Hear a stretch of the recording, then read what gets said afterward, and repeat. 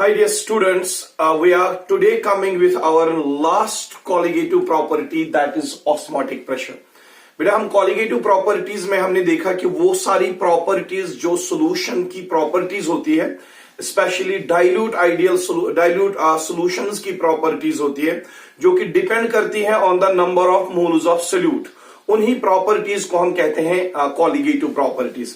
तो चार colligative properties थी। एक तो थी relative logging off vapour pressure, दूसरा हमने जो डिस्कस किया था that is elevation in boiling point, उसके बाद से हमने डिस्कस किया डिप्रेशन इन फ्रीजिंग पॉइंट। अब जो लास्ट कॉलिगेटिव प्रॉपर्टी है यहां पे that is osmotic pressure. Osmotic pressure भी एक कॉलिगेटिव प्रॉपर्टी है। सबसे पहले हम ऑस्मोटिक प्रेशर को डिफाइन करेंगे। ऑस्मोटिक प्रेशर है क्या? ऑस्मोटिक प्रेशर डिफाइन करने के बाद हम ये प्रूव करेंगे that osmotic pressure also depends on number of moles of solute, that means it is also a colligative property।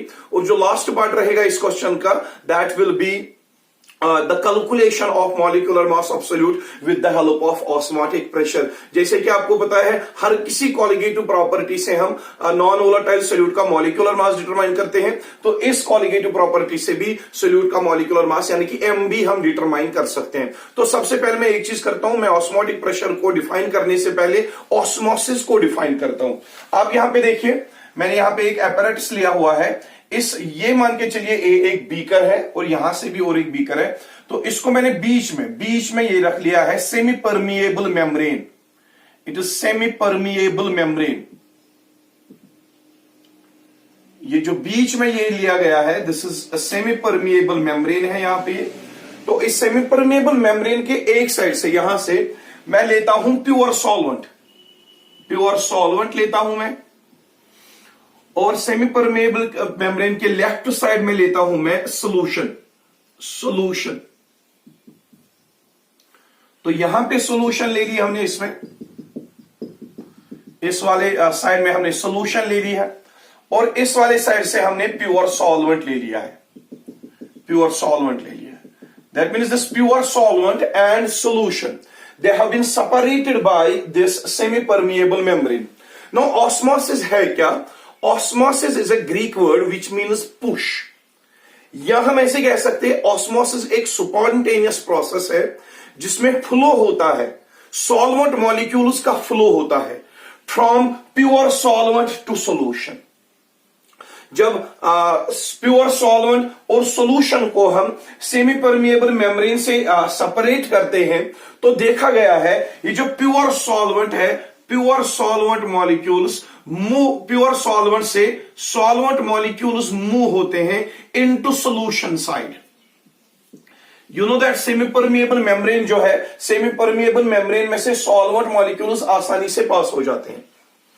When there is a movement of solvent molecules from the pure solvent into the solution through semi-permeable membrane, the process is called as osmosis। What is osmosis now? Osmosis एक वो spontaneous process है जिसमें solvent molecules move करते हैं from pure solvent to solution। यहां से यहां solvent जाएगा, मगर किसके थ्रू? सेमी परमिएबल मेम्ब्रेन के थ्रू पास हो जाएंगे। This process is called as osmosis, और we can say osmosis is the diffusion of solvent molecules from their higher concentration to their lower concentration through semi-permeable membrane। जब यहां से pure solvent है और यहां से सॉल्यूशन है, इस साइड से वाटर की कंसंट्रेशन ज्यादा है, इस साइड से वाटर की कंसंट्रेशन कम है। जब हायर कंसंट्रेशन से water lower concentration of water की तरफ जाएगा, this process is called diffusion. जब यही डिफ्यूजन किसके थ्रू हो? सेमी परमेबल मेम्ब्रेन के थ्रू, तो इस प्रोसेस को हम नाम देते हैं बेटा ऑस्मोसिस।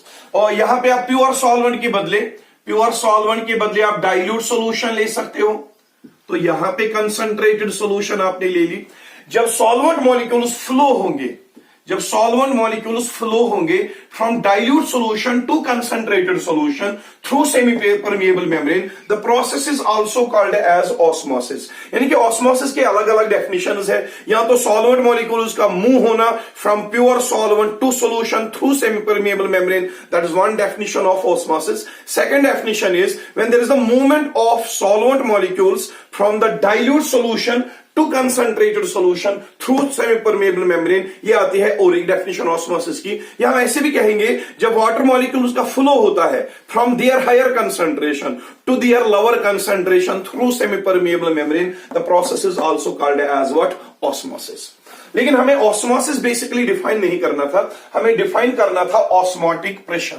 ये जो ऑस्मोटिक प्रेशर है बेटा, इस ऑस्मोटिक प्रेशर को डिफाइन करेंगे हम, लेकिन सबसे पहले याद रखिएगा एक चीज, इस ऑस्मोटिक प्रेशर को हम रिप्रेजेंट करते हैं पाई से। Pi here is the symbol for osmotic pressure. देख लीजिए अब ऑस्मोटिक प्रेशर क्या है। ऑस्मोटिक प्रेशर को डिफाइन करने के लिए भी दो अलग अलग कंसेप्ट है। एक कंसेप्ट ये है कि जब ऑस्मोसिस होता है, ऑस्मोसिस के टाइम पे सॉल्वेंट मॉलिक्यूल्स हिट करते हैं on the surface of semi permeable membrane. ये सॉल्वेंट मॉलिक्यूल्स हिट कर रहे हैं on the surface of semi permeable membrane. जब ड्यूरिंग ऑस्मोसिस जब सॉल्वेंट मॉलिक्यूल्स हिट करते हैं on the semi permeable membrane, उस टाइम इस सेमी परमेबल मेम्ब्रेन पे ये सॉल्वेंट मॉलिक्यूल्स कितना प्रेशर एक्सर्ट करेंगे। When the osmosis takes place, at that time how much pressure is applied by the solvent molecules on the interface या on the surface of the semi-permeable membrane. The pressure applied by the solvent molecules during the osmosis on the semi-permeable membrane, that is also called as osmotic pressure. तो osmotic pressure की सबसे पहली definition ये है कि osmotic pressure वो pressure है जो कि solvent molecules exert करते हैं on the surface और on the interface of semi-permeable membrane. During osmosis कितना प्रेशर एक्सर्ट करते हैं सॉल्वेंट मॉलिक्यूल्स, जब उनका फ्लो होता है तो वो सेमी परमेबल मेम्ब्रेन पे कितना प्रेशर एक्सर्ट करते हैं, उसी प्रेशर को हम नाम देते हैं बेटा ऑस्मोटिक प्रेशर। और एक डेफिनेशन है ऑस्मोटिक प्रेशर की, वो मैं समझाता हूं, ये मैं हटा देता हूं पहले। तो ये जो पाई है यहां पे, यही रिप्रेजेंट करता है ऑस्मोटिक प्रेशर, ये मैं यहां से हटा देता हूं। ऑस्मोटिक प्रेशर की और एक डेफिनेशन लेते हैं बेटा। थोड़ा सेमी परमेबल मेम्ब्रेन को मैं बढ़ा देता हूं, यहां से भी इसको मैं बढ़ा देता हूं थोड़ा सा। इसके साथ हम एक पिस्टन कनेक्ट करते हैं सॉल्यूशन साइड के साथ। ये जो है ये आपका पिस्टन है जो आपने कनेक्ट किया है इस सॉल्यूशन के साथ। जब हम इस पिस्टन को पकड़ के नीचे लाएंगे तो we are exerting pressure on what, solution side. Solution side जो है इसके साथ हमने एक पिस्टन फिक्स किया है। इस पिस्टन को जितना हम नीचे का प्रेस करेंगे तो इस पे उतना ज्यादा एक्सर्ट होगा प्रेशर, और प्रेशर जितना ज्यादा सॉल्यूशन साइड पे एक्सर्ट होगा तो यहां से सॉल्वेंट का फ्लो इधर कम हो जाएगा। यानी कि जब हम प्रेशर, एक्सटर्नल प्रेशर एक्सर्ट करेंगे सॉल्यूशन पे प्रेशर एक्सर्ट करने की वजह से ये जो ऑस्मोसिस है, वाटर का फ्लो जो यहां हो रहा है वो कम हो रहा है। लेकिन मुझे ऑस्मोटिक प्रेशर डिफाइन कर रहा है। ऑस्मोटिक प्रेशर वो प्रेशर है, एक्सटर्नल प्रेशर, जो हम अप्लाई कर रहे हैं किस पे, सॉल्यूशन साइड पे। सर हमें कितना प्रेशर देना पड़ेगा सॉल्यूशन साइड पे so as to stop the flow of solvent molecules into it. हमें सॉल्यूशन साइड पे कितना एक्सटर्नल प्रेशर अप्लाई करेंगे सो दैट इसमें ऑस्मोसिस ना हो, वाटर का फ्लो ना हो। सो मैं कह सकता हूं osmotic pressure pi, it is the external pressure which is applied on the solution side so as to prevent osmosis. Osmosis process को रोकने के लिए हमें कितना एक्सटर्नल प्रेशर सॉल्यूशन साइड पे देना पड़ेगा, उसी प्रेशर को, एक्सटर्नल प्रेशर को हम नाम देते हैं क्या, ऑस्मोसिस। तो दो डेफिनेशंस आ गई ऑस्मोटिक प्रेशर बेटा, और दो डेफिनेशंस आ गई। एक डेफिनेशन है ऑस्मोटिक प्रेशर की, it is the pressure exerted by the solvent molecules on the surface of semi permeable membrane during the process of osmosis. और एक डेफिनेशन है it is the osmotic pressure is the external pressure which is to be applied on solution side so as to prevent the flow of solvent molecules into it. Or osmotic pressure is the external pressure applied on solution side so as to prevent osmosis of water into it. So मैं यहां पे आपको कह रहा हूं कि osmotic pressure जो है ये एक एक्सटर्नल प्रेशर है जो हम किस पे अप्लाई कर रहे हैं, सॉल्यूशन साइड पे अप्लाई कर रहे हैं, सो दैट इस सॉल्यूशन साइड में सॉल्वेंट का फ्लो ना हो। यानी कि ऑस्मोसिस स्टॉप करने के लिए हमें इस पे कितना प्रेशर एक्सर्ट करना पड़ेगा, वही रिप्रेजेंट करता है आपका ऑस्मोटिक प्रेशर यानी कि पाई। अब ये ऑस्मोटिक प्रेशर कब ज्यादा अप्लाई होगा, कब कम अप्लाई होगा, इसके लिए दो लॉज दिए गए हैं। Those are called as van't Hoff's laws.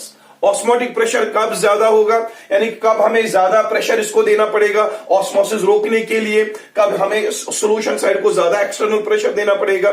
तो वही ऑस्मोटिक प्रेशर जो है दो फैक्टर्स पे डिपेंड करता है एज पर वॉट हॉफ। तो वॉट हॉफ क्या कहता है, ये जो ऑस्मोटिक प्रेशर है पाई, आपको कितना ऑस्मोटिक प्रेशर इस सॉल्यूशन को देना पड़ेगा इस ऑस्मोसिस को रोकने के लिए, as per van't Hoff, as per van't Hoff, van't Hoff क्या कहता है कि आपको इस सॉल्यूशन पे कितना एक्सटर्नल प्रेशर एक्सर्ट करना पड़ेगा सॉल्वेंट का फ्लो रोकने के लिए, वो डिपेंड करता है। Osmotic pressure is directly proportional to the concentration of the solution. ये कंसंट्रेशन ऑफ सॉल्यूशन पे डिपेंड करता है। अगर इसकी कंसंट्रेशन ज्यादा है यानी कि इसमें सोल्यूट ज्यादा है, कंसंट्रेशन इसमें ज्यादा है यानी कि सोल्यूट ज्यादा है, तो सॉल्वेंट का फ्लो ज्यादा होगा। वो जो सॉल्वेंट का फ्लो ज्यादा होगा उसको रोकने के लिए आपको इस पे ज्यादा ऑस्मोटिक प्रेशर एक्सर्ट करना पड़ेगा। तो सबसे पहली बात जो as per van't half law आ रही है वो ये है कि ऑस्मोटिक प्रेशर तब ज्यादा लगता है ऑस्मोसिस को रोकने के लिए जब सॉल्यूशन का कंसंट्रेशन बहुत ज्यादा हो। तो ये इसको हम नाम दे देंगे equation number first. Equation number first. It means that if the solution is highly concentrated मतलब इसमें सोल्यूट बहुत ज्यादा है, तो इसमें सॉल्वेंट का फ्लो ज्यादा हो जाएगा, ऑस्मोसिस की रेट बहुत ज्यादा होगी। उस टाइम ऑस्मोसिस को रोकने के लिए आपको ऑस्मोटिक प्रेशर भी ज्यादा देना पड़ेगा। That means more the concentration of the solution, more will be the osmotic pressure required to stop the osmosis. That is why we are saying here pi osmotic pressure is directly proportional to the concentration of solution. बेटा हमने एक चीज किया है, हमने osmotic pressure define किया, अब हम आ रहे हैं कि हम कैसे प्रूव करें कि ऑस्मोटिक प्रेशर जो है वो एक कॉलिगेटिव प्रॉपर्टी है। वो आप यहां पे भी देख सकते हो, वो प्रूव हो रहा है ऑलरेडी, क्योंकि कंसंट्रेशन जितनी ज्यादा होगी उतना सोल्यूट ज्यादा होगा, जितना सोल्यूट ज्यादा होगा उतना ऑस्मोटिक प्रेशर ज्यादा आएगा। तो जो भी प्रोसेस ऑस्मोटिक जो भी प्रॉपर्टी कंसंट्रेशन ऑफ सोल्यूट पे डिपेंड करती है उसी को तो कॉलिगेटिव प्रॉपर्टी कह रहे हैं। वो इससे भी प्रूव हो रहा है। तो हम अच्छे से ले लेते हैं। दूसरी जो चीज वॉट हॉफ ने बताई, दूसरी चीज जो बताया कि osmotic pressure pi it is also directly proportional to the temperature.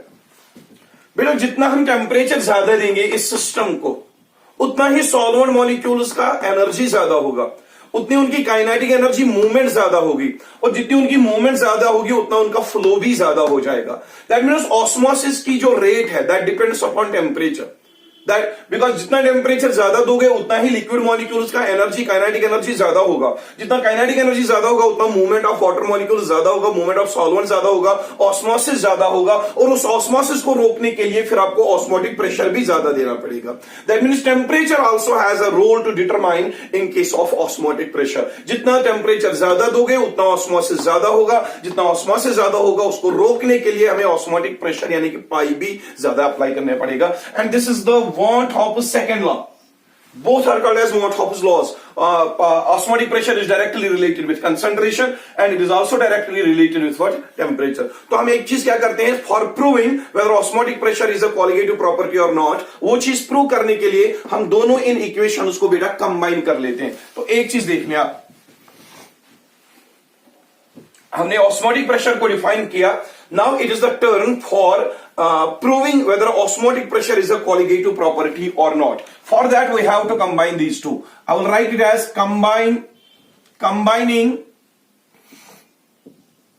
combining equation first and second we get.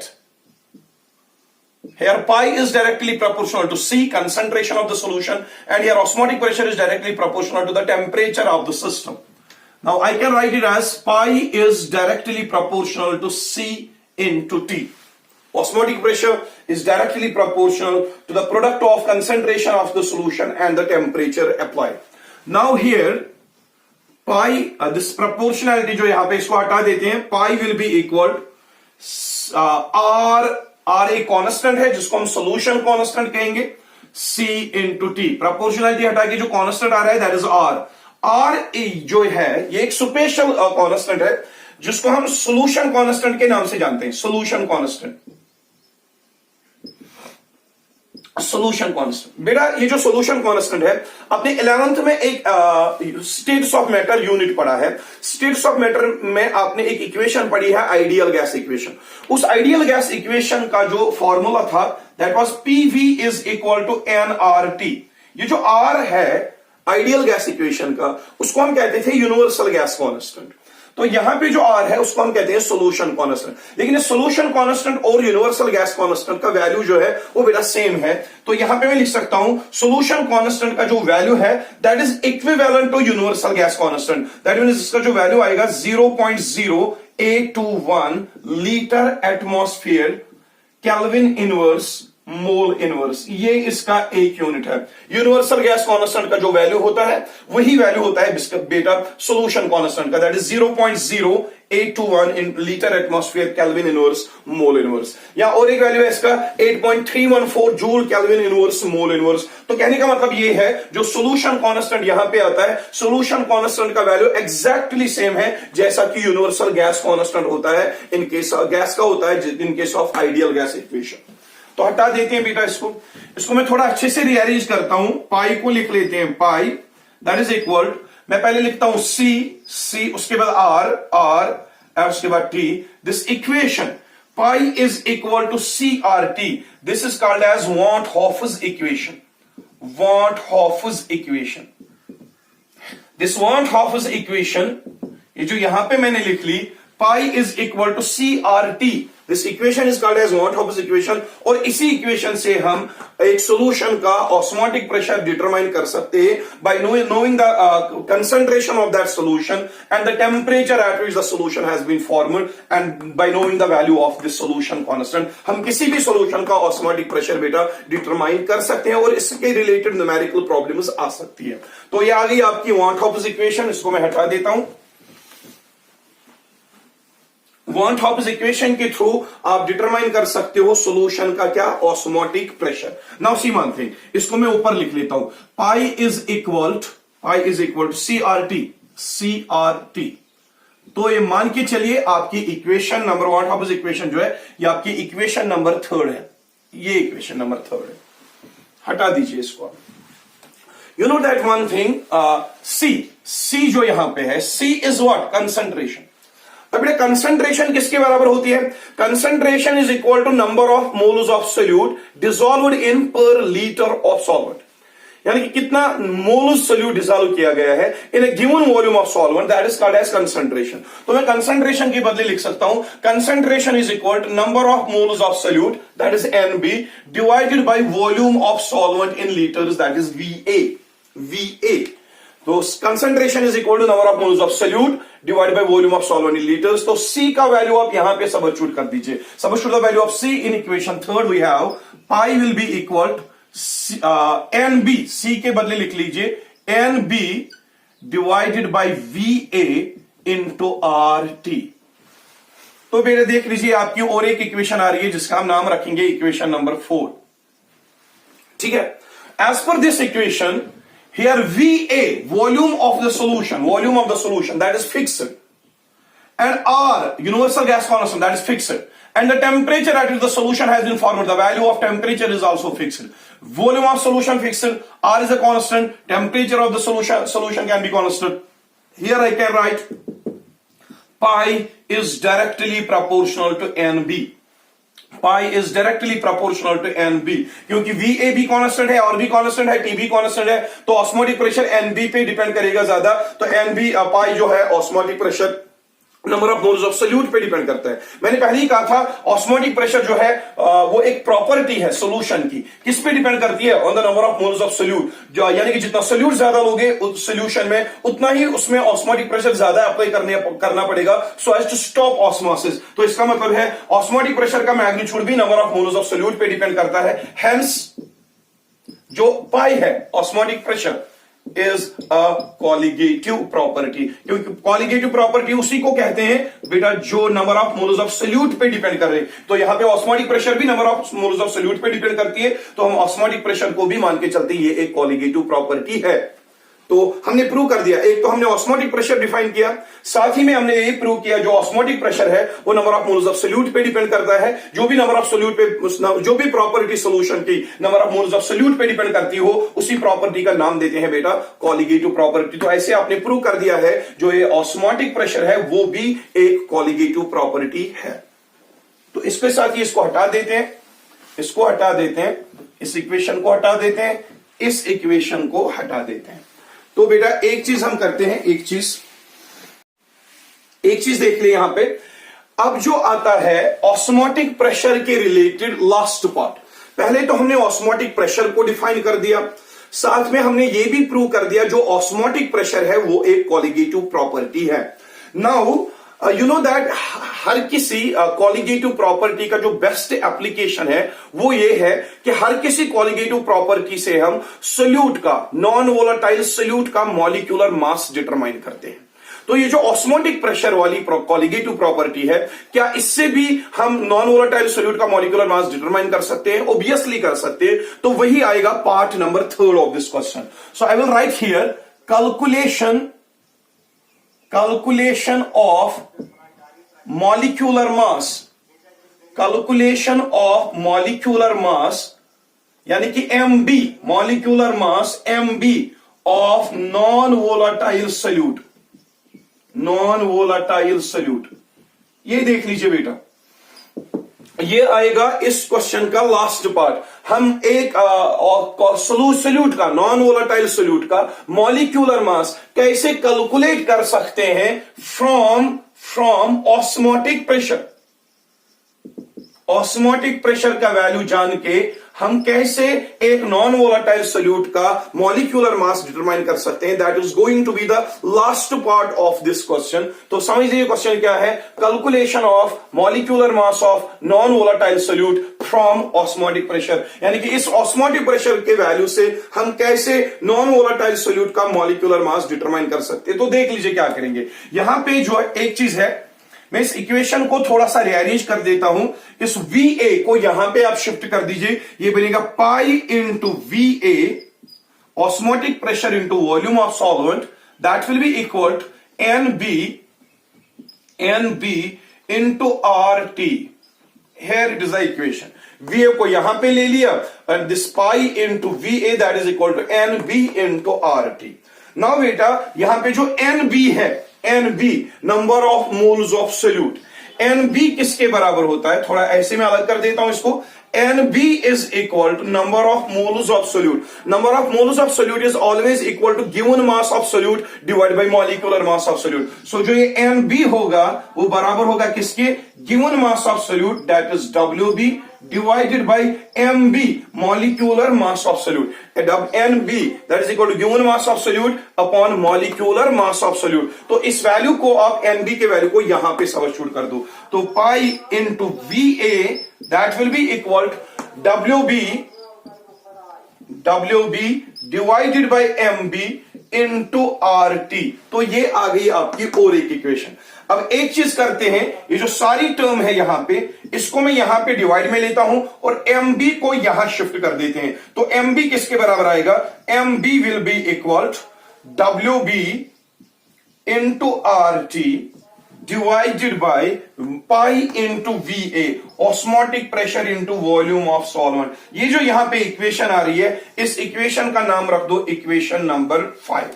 तो ये आ रही है इक्वेशन नंबर 5। तो इक्वेशन नंबर 5 को थोड़ा हम ऊपर लिख लेते हैं, इक्वेशन नंबर 5 को थोड़ा ऊपर लिख लेते हैं हम इस इक्वेशन को। इक्वेशन जो है MB molecular mass of solute, जो कि हमें डिटरमाइन करना था, calculation of molecular mass of solute MB हमें डिटरमाइन करना था। MB is equal given mass of solute, mass of solute in grams जो कि दिया गया होता है न्यूमेरिकल प्रॉब्लम में, इनटू R जो है यूनिवर्सल गैस कांस्टेंट, इसका वैल्यू ऑलरेडी पता है, टेम्परेचर ऑफ द सॉल्यूशन दिया गया होगा T, and divided by osmotic pressure, pi दिया होगा ऑस्मोटिक प्रेशर सॉल्यूशन का, एंड वॉल्यूम ऑफ सॉल्वेंट दिया गया होगा। आप आराम से सॉल्यूशन का, सोल्यूट का मॉलिक्यूलर मास डिटरमाइन कर सकते हैं। तो from this equation 5 we can calculate molecular mass of solute by knowing the value of given mass of solute R, temperature of the solution, osmotic pressure of the solution and volume of the solvent. ये सारे values पता होने के बाद आप MB molecular mass of solute अच्छे से determine कर सकते हैं। तो इसी के साथ ही आपकी जो कॉलिगेटिव प्रॉपर्टी थी, दैट इज ऑस्मोटिक प्रेशर, जो कि आपके लास्ट कॉलिगेटिव प्रॉपर्टी थी, वो कंप्लीट हो गई है। बेटा जो हमारा नेक्स्ट लेक्चर होगा सोल्यूशन के रिगार्डेड ही होगा। आपने पढ़ा है ये जो कॉलिगेटिव प्रॉपर्टीज है, अभी तक आपने पढ़ा ये जो कॉलिगेटिव प्रॉपर्टीज है, these are the properties of dilute non ideal solutions, यानी कि दो solutions which behave ideally, but in fact there is no solution which perfectly behaves ideally. तो एक्चुअली जो यहां पे ये कॉलिगेटिव प्रॉपर्टीज है, ये एक इनमें जो भी इक्वेशंस है, कॉलिगेटिव प्रॉपर्टी 4 पढ़ी है आपने, चारों इक्वेशंस के थ्रू हम नॉन वोलेटाइल सोल्यूट का मॉलिक्यूलर मास डिटरमाइन कर सकते हैं। लेकिन एक नॉर्मल नॉन वोलेटाइल सोल्यूट का, वो सोल्यूट जिसकी ना एसोसिएशन हुई हो ना डिसोसिएशन हुई हो, उसी सोल्यूट का जो मॉलिक्यूलर मास है वो कॉलिगेटिव प्रॉपर्टी से डिटरमाइन होता है। लेकिन हमें एक चीज पता है कि कोई भी सोल्यूशन, जो जैसे हमने रोल्ट्स लॉ में पढ़ा था, कोई भी सोल्यूशन परफेक्टली आइडियल होती ही नहीं है। तो कोई भी सोल्यूशन ऐसी नहीं है जिसमें कॉलिगेटिव प्रॉपर्टीज की जो इक्वेशंस परफेक्टली एप्लीकेबल होंगी। यानी कि कहने का मतलब है जो यहां पे कॉलिगेटिव प्रॉपर्टी से हम सोल्यूट का मॉलिक्यूलर मास डिटरमाइन करते हैं, वो जरूरी नहीं है कि वो मॉलिक्यूलर मास जो आप डिटरमाइन करोगे कॉलिगेटिव प्रॉपर्टीज के थ्रू, वो आपके प्रैक्टिकल ऑब्जर्व या वो आपके कैलकुलेटेड मॉलिक्यूलर मास के बराबर होगा। समझ लीजिए मैं कहना क्या चाहता हूं यहां पे, ये एक फॉर्मूला है कॉलिगेटिव प्रॉपर्टी की जिससे हम मॉलिक्यूलर मास डिटरमाइन कर सकते हैं। लेकिन कॉलिगेटिव प्रॉपर्टी जो है वो पहले ही प्रॉपर्टी है आइडियल सॉल्यूशंस की। लेकिन आइडियल सॉल्यूशन रियलिटी में कोई होती ही नहीं है। एक्चुअली सॉल्यूशंस क्या होती है? Non ideal. तो ये फॉर्मूला कौन सी सॉल्यूशन के लिए एप्लीकेबल है? आइडियल सॉल्यूशंस के लिए। अब प्रैक्टिकली जब हम अप्लाई करेंगे कॉलिगेटिव प्रॉपर्टीज से हम मॉलिक्यूलर मास जब सोल्यूट का डिटरमाइन करेंगे, वो हमारे actual molecular mass of solute के बराबर नहीं होगा। बराबर भी हो सकता है और नहीं भी हो सकता, वो डिपेंड करता है सोल्यूट किस किस्म का है। यू नो दैट सोल्यूट के 3 टाइप्स होते हैं। एक तो सोल्यूट होता है वो जिसकी एसोसिएशन होती है सॉल्वेंट में, दूसरा सोल्यूट वो होता है जिसकी डिसोसिएशन होती है सॉल्वेंट में, और तीसरा सोल्यूट है जिसकी ना तो एसोसिएशन होती है ना डिसोसिएशन होती है सॉल्वेंट में, उसको हम कहते हैं नॉर्मल सोल्यूट। नॉर्मल सोल्यूट के लिए अगर हम ये फॉर्मूला अप्लाई करें, मॉलिक्यूलर मास ऑफ सोल्यूट मालूम करें, तो वो एग्जैक्टली उस नॉर्मल सोल्यूट के कैलकुलेटेड मॉलिक्यूलर मास के बराबर होता है। लेकिन जिन सोल्यूट्स की सॉल्वेंट में एसोसिएशन होती है, जिन सोल्यूट्स की सॉल्वेंट में डिसोसिएशन होती है, उनका जो मॉलिक्यूलर मास हम कॉलिगेटिव प्रॉपर्टी से मालूम करते हैं, वो मॉलिक्यूलर मास जो हम कॉलिगेटिव प्रॉपर्टी से मालूम करते हैं, वो उन सोल्यूट्स के एक्चुअल मॉलिक्यूलर मास के बराबर नहीं निकलता। तो इसीलिए जो हमारा नेक्स्ट लेक्चर होगा that will be van't Hoff's factor. Van't Hoff's factor में हम जो सोल्यूट्स जिनकी एसोसिएशन होती है, जिनकी डिसोसिएशन होती है सॉल्वेंट में, उनका जो मॉलिक्यूलर मास कॉलिगेटिव प्रॉपर्टीज से डिफेक्टिव निकलता है, एबनॉर्मल निकलता है, उस एबनॉर्मल मॉलिक्यूलर मास को हम कैसे नॉर्मल मॉलिक्यूलर मास या कैलकुलेटेड मॉलिक्यूलर मास के बराबर बना सकते हैं, वो आपका नेक्स्ट लेक्चर होगा वॉन हॉप्स फैक्टर। सो इसी के साथ ही ये वाला लेक्चर कंप्लीट हो जाता है। खुदा हाफिज।